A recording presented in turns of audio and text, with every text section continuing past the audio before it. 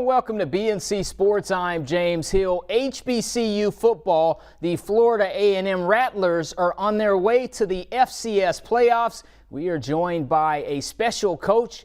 Mr. Willie Simmons joins us from the highest of 7 hills. First and foremost, Coach, I hope you and your family and the Famu are safe and sound. Thanks, James. Pleasure to be here. We literally just arrived back in Tallahassee from the watch party. Very exciting time for Rattler Nation. Family's well. They're still in Orlando, so the bill will probably be run up in the next few days with trips to Disney, taking all the kids, but it's definitely an exciting time. Coach, when we look back at your life and times, we see a young man from Quincy, Florida, who is part of the Rattlers Nation, if you will, in terms of your family background, includes several graduates. Can you get us up to speed in terms of the backstory and how significant yesterday was and how significant today is when you look at the history of football on the highest of 7 hills? No question about it. Obviously, growing up 20 minutes west of Tallahassee, I'm a product of the first of 5 in my family to attend Florida A&M.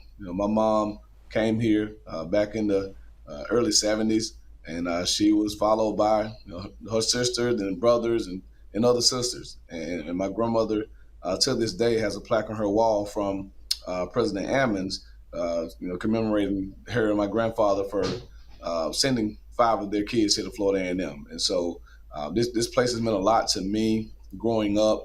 My god brother played football here for Coach Ken Riley. And so my first college football game ever attended was right here in Bratton Memorial Stadium. And so to be able to come back here as a head football coach when the program had been struggling, 7 straight losing seasons, it really meant the world to us as a family to bring the winning ways and winning traditions back. And so for us to be sitting here now, 9-2, nationally ranked, finally ending the losing streak to the school down south, and then now being the first Swac team in over 20 years to be selected to the FCS playoffs is just, again, a great testament to the character of these young men, the hard work that they put in, our amazing support from Rattler Nation, the greatest fan base in America. And we have unfinished business, and we're ready to go back to work to try to continue this magical season that we're on. Coach, several years back, we talked during Media Day in the MEAC up in Virginia, and you talked about you want guys to graduate, get an education, and also win football games. And those things are coming to fruition. Can you talk a little bit about your program and putting your stamp on this FAMU Rattlers football concept and what it means to you personally and the fruits of your hard labor are coming to fruition? Well, again, the word that you'll hear a lot around Florida A&M is excellence. It's in our school motto. It's in our program motto. We say around here at Florida A&M, we talk about excellence with caring, but within this football program, we say that our standard is excellence. And that excellence to us is in everything that we do. It's not just on the football field. So it's how we conduct ourselves in our everyday lives. Our ability to get up every day, go to class, make good grades, get a quality education from the #1 public HBCU in America, one of the top 105 public institutions nationally, and to continue to just position ourselves to be successful young men in life is really what our platform is. We get to do that through the game of football, and with football comes a lot of life lessons. And we say the way we do anything is the way we do everything. And so for us to be winners on the football field, we understand that means doing those little things right on a daily basis. And if we do that, we'll have success in all areas of life. And really, that's the ultimate goal. And I just applaud these young men for really buying into that concept. And the success that we have on the football field is a direct correlation to what we do off the field as players and coaches. Coach, the 2021 football season is shaping up to be one to remember for the ages. It starts off in South Florida. 7-6 is the final score, the Orange Blossom Classic. And then you go on a series of wins in terms of the winning streak, and then take us into the bookend, if you will, and you knock off Bethune-Cookman in the Florida Classic, a game that everybody in the state of Florida always looks forward to. Well, this season obviously didn't start the way that we had anticipated. Not playing in 2020 really showed up in that first game. And after we lost that 7-6 ball game to Jackson State, we had to do some soul searching as a football program. A lot of people doubted us at that point. Obviously, our motto for this year is leave no doubt. But there were some doubts as to how good this football team really was. The quarterback play wasn't very strong. We pulled Rashawn in that game, actually started Junior Meritovic, a true freshman quarterback, in the following week. But again, Rashawn showed his resilience. He came back in that next game, and he hasn't looked back since. He's playing really, really good football now, playing his best football during this time of year. And then defensively, we started out very strong out of the gate, and we've sustained that throughout the season and currently have the number 1 rated defense in FCS football. So, again, this season is special for many reasons, but just the journey that we've been on, being followed by ESPN and the Why Not Us docuseries, the LeBron James deal, the renovations to Bragg Stadium, the homecoming, the epic homecoming that we were able to have this year, just so many storylines throughout this season. And again, I'm anxious to see how this storybook season will end. Obviously, we're excited that it's not over yet, and we still have more work to do. And we're about to go back to work here shortly to prepare for this playoff run. But again, just couldn't be more excited about the group that I'm able to coach every day because this is indeed a special group of young men. And hopefully the docuseries, if people are really watching it, gives you a closer or a deeper perspective as to who these young men really are outside of their football uniforms. Coach, you guys went into Raymond James Stadium and played the USF, the South Florida Bulls. And ever since then, it just kind of like it clicked, like a light switch was flickered. And since then, it's been all good, so to speak. And each Saturday, it's a challenging game, but you walk out of there with a W. Just talk about that journey. Well, even that loss to South Florida, and we talked about it in the locker room, is that we watched that film, and no disrespect to the University of South Florida, but we didn't feel we got beat by a superior football team. We felt that we beat ourselves, much like the Jackson State game. And throughout our tenure here at Florida A&M, which is now 4 years, 3 seasons, the games that we've lost, the common thread has been self-inflicted wounds. And so for us, it was about going back to basics, really having faith in the details, fundamentals of the game, and doing the little things right. Because when we do that, we're very, very difficult to beat. We have talented young men. They work extremely hard. They do the right things. And when we can put it all together in all 3 phases, we're a dangerous football team. And so after the South Florida loss, we really just did some soul searching, had a gut check, and said if we're going to commit ourselves to being the team of destiny that we talked about being on August 7th, then we have to do some things better than we had been doing up to that point. And these guys, again, bought into that. This coaching staff, the support staff, everyone bought into that. And now I think you see the results of that sacrifice on this winning streak and again, this playoff berth. Coach, yesterday, Camping World Stadium, there was just something different. It felt different. It seemed different. Take us back to that particular game, the Florida Classic 2021. And for some reason, it was just a game where you guys wouldn't be denied. We'll use the term, you used it earlier, destiny. Take us into the Florida Classic. Well, obviously, we had accomplished a lot of things here since we returned. Winning ways back, winning seasons, winning big games, bringing excitement back to Florida A&M. The one thing we had not done, that huge monkey on our back, was winning the Florida Classic. And so this team did a really, really good job of not talking about that game for 10 weeks. And it was difficult not to, because you're not a true Rattler if you don't mention the streak and ending the streak this year. And so going into the game this week, we really wanted to make sure that we locked our guys in on, like I just said, playing FAMU football, not worrying about the streak, not worrying about our opponent, not even worrying about the playoffs, just playing FAMU football. And FAMU football means overcoming adversity. And we started the game on the worst possible way. 82-yard touchdown pass by them on the first play of the game. And right then, teams of the past, the wind would have been knocked out of our sails. We may have doubted ourselves. The fans might have, said, oh, here we go again. But again, you just felt something different. No one on the sideline panicked. We were able to stay together. We knew defensively that we were going to have a solid game plan, and then offensively we felt that we just continued to just plug along, run the football, do the little things right, that we will be back in the game, and then everything will take care of itself. But again, we've had a slow first half, but we came out of halftime on fire, 30 points, 4 turnovers, 3 back-to-back turnovers, 2 of them for scores. I mean, you couldn't hear anything in that stadium as loud as it was. Rattler Nation was on fire, and it was just a great feeling, an amazing feeling to stand on the podium, hoist a trophy, go into the band, to the stands with the band, and play like we do every home game. But just to get that monkey off our backs and just to see the breath of fresh air that every Rattler was able to breathe is something that I'll never forget. Truly a humbling experience. Coach, playoffs, FCS football playoffs, postseason play. Teams dream about playing after their season and extending their season to a championship season. Can you talk about what that means to this ball club personally and to you personally, as today it was announced that you guys will move forward and you will play Southeastern Louisiana? Take us into that thought process.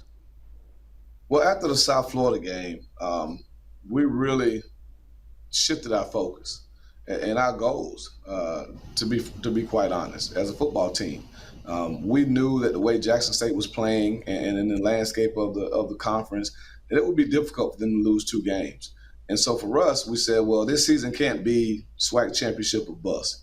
This group of guys is too good. We have too much potential. And we feel there's a calling on this program this season. We just felt that all year. And so we went in on that Sunday and said, hey, our goals have shifted now to postseason play. And that postseason means FCS playoffs. Now, in order for that to happen, we have to play great football every week. We didn't say we had to win out, even though in the back of our minds, that's what we knew. But we said we have to play great football every week. And we have to get into the top 25. We have to continue to show the country that we're a quality football program, and those guys really did that. They week after week, they battled adversity. We came from behind, pulled out some heroics, won some games on the road, had great showings at home, with shutouts and low-scoring outputs by the opposing offenses, and we built a solid resume. And the stars aligned. This last week, we went into it knowing that we were a bubble team. And about 4 of the teams on that bubble with us lost yesterday. And we won in convincing fashion. And so I think the committee saw that and felt justified that we are indeed one of the top 24 teams in America. And we're very excited about the matchup. We have the number 1 defense in the country.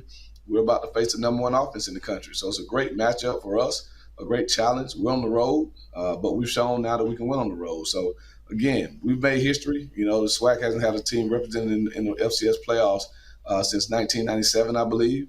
And it's been 5 years since an HBCU has been in the playoffs, or 6 years, with North Carolina A&T in 2016. And so just excited about this great opportunity to represent not only the Swac, but all HBCUs and try to do what we did the very first time this thing happened in 1978. And that's winning an FCS national championship. FAMU's the only HBCU that can claim that, and we're on a mission to try to see if we can make lightning strike twice. Coach, you just alluded to it, the pantheon of great coaches, if you will, from Florida A&M. You look at Jake Gaither, Coach Rudy Hubbard, Coach Hub, Mr. Joe Taylor, yourself, and now you have an opportunity to extend that and continue those winning ways.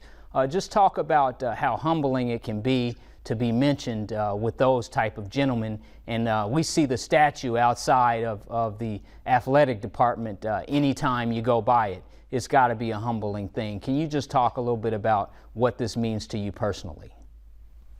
Well, every day I walk into this building, I feel the humility and the incredible responsibility to carry on the legacy of William Bell, Jake Gaither, Rudy Hubbard, Ken Riley, Billy Joe, Joe Taylor, even guys such as Earl Holmes, the great football player here. And just the list goes on and on of the pantheon of coaches that have walked these halls and led these programs, and not only coach great teams, but develop great young men. And that's my responsibility every day as a head football coach here, to develop these young men to be their very best selves. And it's always rewarding to me, especially in games like last night, when we see our former players on the sidelines after the game, and they're all out. They have good jobs. They're doing great things in life. They're raising families now. They're getting married now. They're doing all the things that we talk about within this program, and that's really what makes my job, fulfilled. It gives me fulfillment. The wins are great. The wins are nice. The wins are great. And make no mistake about it, we play the game to win. But again, that brings me more joy and more fulfillment than even games like yesterday. It felt amazing to win the Florida Classic. But again, when I see a former player who's done the right things in life and all the lessons that he learned during his time in this program, giving him the opportunity to be a person that impacts society in a positive way, that's really what this thing is about. And I think these guys understand that. And like I said, the way we do anything is the way we do everything. And I think they're starting to really, really embody what the mission of Florida A&M is, which again is that word we talked about in the beginning, excellence. Coach, the post-game press conference at Camping World Stadium, you talked about it was 7 o'clock, and you talked about the 24-hour rule, and now we're almost there. So you shift gears, you look at Strawberry Stadium, you look at Saturday night, you look at the Lions and the Rattlers getting together in the playoffs. Just talk about this week coming up and the thought process as you move forward into postseason play, as you say. Yeah, it's the same as every other week. We won the game last night. We stayed back in Orlando, allowed the guys to kind of unwind a little bit, had the watch party. Again, very excited to get the bid. And now it's time to go back to work, right? This 24-hour rule doesn't change because the Florida Classic is over. It doesn't change because we're now an FCS playoff team. It's still the same mindset. It's over with. Last night's game is over, right? Rattler Nation can still celebrate, and they'll celebrate it for another 364 days until we play them again. But this football team has a goal in mind, and that's to go out here and bring home an FCS national championship. And so for us to do that, we obviously have to take care of business this weekend. Our mindset still is, we've been in playoff mindset for the last 8 weeks, and we'll keep that. And that means preparing ourselves starting today to be our the very best selves on Saturday. And so that's what our goal is. That's what we'll start working hard towards right now. And with 5 good days of preparation, we feel like we'll take a football team down to Hammond, Louisiana, and show the world that not only HBCU football is real, but the Florida A&M Rattlers are real as well. Coach, in closing, why is this so significant when we look at the history and the legacy of HBCU football, the Swac, even the MEAC, and in this particular case, Florida A&M University? Well, I think it's important because of just the overall, misconception of the level of play in HBCU football. I even had a coach today, ironically, call me and say that a coach, don't want to mention any names or any schools, but asked if the SWAC is Division I, right? Because in their memory, back, I guess some years back, a lot of the schools maybe were 1AA.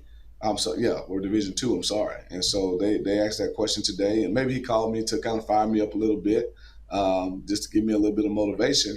But again, I've been in HBCU football now for 10 years, and just the way that we're perceived, the way that our coaches sometimes aren't recognized for the jobs that we do on the field with our young men, with the limited resources that we have, places an onus on us to go out every chance we get to, again, fight that narrative that we play a great level of a great brand of football here, right? We have one of, if not the top pro prospects in America in Marquise Bell. We have the nation's leading sack tackle for loss leader in Isaiah Land, who the NFL scouts are starting to ask about every day now, right? We have the nation's leading punt returner, Jamari Shareed, the nation's #1 defense. We have a quality program, and we're excited that the world is finally starting to recognize it. We're in the top 25 now, but if other teams had done on the field what we've done this year, I mean, maybe those teams are in the top 15 and not fighting and clawing to get into the top 25. So for us, we feel the responsibility to kind of place HBCU Division I on our shoulder this weekend and add that to the pressure that we already face. But again, it's a great opportunity. We're excited about it. We're going to go to work to, again, be our very best selves on Saturday. And I know Rattler Nation is proud. And I feel, based on the text messages and calls that I received today, that HBCU Nation is proud. And this is something that hopefully we're able to do again in the future, because I think we do deserve the opportunity to go out and play for an FCS National Championship. So grateful for the Celebration Bowl, no doubt about it. It's a phenomenal game, and hope we can find a way to continue that. But I do think there's a place at the table for an HBCU or more to represent all of us in the FCS playoffs as well. So we're just excited to be that football team this year in 2021. Coach, last question. When you look at the Florida A&M Rattlers football history and you open up the history books and you see what FAMU was able to do against UMass, or you see what FAMU was able to do against the Miami Hurricanes in the U, how inspiring is it as you go into Louisiana this week, knowing that when you look back, it was a beautiful thing, and when you look at your roster and your ball club, you got to feel good about what you have in terms of the weapons and the quality student athletes you have, and enough to get it done. How special is the history at Florida A&M? Well, one of the things that we talked about when we first got into the program was that we don't have to reinvent the wheel, right? The success, all of those things, they've already been here, and that's why it was so important for us to get, the graphics here, the raps on the wall, all of the reminders to our guys that we've done this before. And we won an FCS National Championship. We won multiple HBCU National Championships. We've had all conference players. We placed guys in the NFL. So we don't have to come in and try to figure out how to do this. We just have to follow the path, the foundation that's been laid since the 40s when Jake Gaither took over this program. And so that's what these young men have bought into. And now they see that the hard work, the sacrifices that they put in every day are really starting to pay off. And so it's great that we can be recognized or reminded of those things on a daily basis. And again, I think that's why these young men take so much pride in this athletic program and this university. Well, folks, there you have it from a significant coach who is making history on the highest of 7 hills with student athletes and FAMU Rattlers football. I'm James Hill. He is Willie Simmons. This is BNC Sports, and we will be right back.